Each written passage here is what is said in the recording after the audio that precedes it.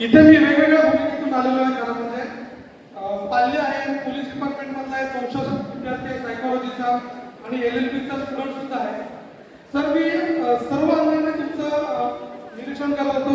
सर्वप्रथम heads of sir की एवढी एनर्जी भरली आपण या सर्व कार्यक्रमामध्ये या सर्व मुलांमध्ये की अविश्वसनीय. जो आपण शेवटचा जो जिथं वय सिकंदर दाखवला होता तो आमच्या काळातला बेस्ट पिक्चर होता आणि आम्ही त्याचं उदाहरण घेत होतो.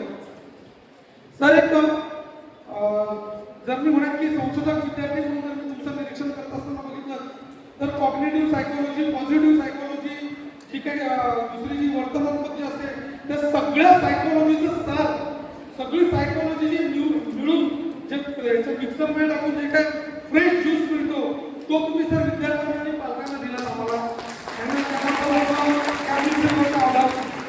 सर एक विद्यार्थी म्हणून तुम्ही माझ्या स्वतःच्या मनात परीक्षेची भीती घालवली, माझ्या जे पाल्य इथे बसलेले त्यांच्या विद्यार्थी मनात भीती घालवली. तर पोलीस म्हणून मी एवढंच सांगेन की या आत्ताच्या माझ्या डोळ्यासमोरचे जे विद्यार्थी आहेत त्यांचे पालक आहेत त्यांच्या डोळ्यात बघून त्यांना मी पोलीस डोळ्यांमधूनच बघतो.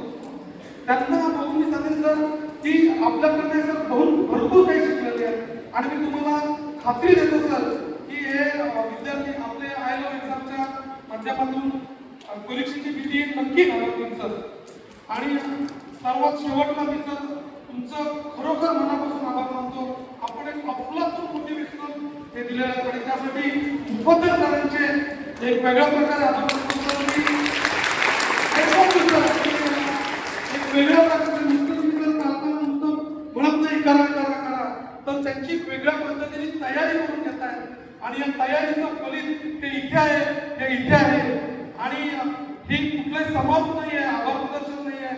तर मी सर तुम्हाला आणखीन एक सांगेन की नवीन विचारांची देण घेऊन आम्ही सर्व पालक विद्यार्थ्यांकडे जाईल आणि शेवटचा जो ऍक्ट होता अप्रतिम अफलातून माझे काय आता सुद्धा म्हणतात आहे सर की त्याचं जे मी मुलांसमोर कित्येक पालक रडले सर.